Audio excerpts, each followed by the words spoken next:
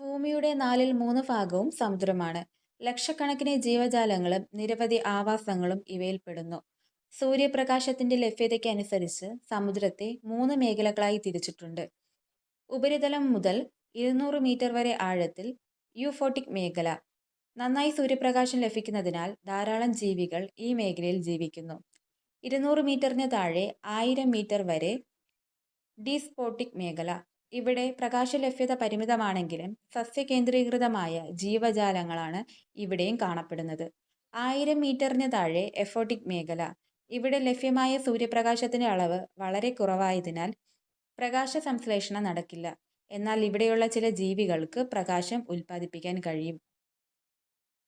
മേൽത്തട്ടിലുള്ള ജീവികളുടെ മൃത അവശിഷ്ടങ്ങളാണ് എഫോട്ടിക് മേഖലയിലെ ജന്തുക്കൾ ആകാരമാക്കുന്നത്. രാസസംശ്ലേഷണം നിർവഹിക്കുന്ന ചില ബാക്ടീരിയകളും ഇവിടെ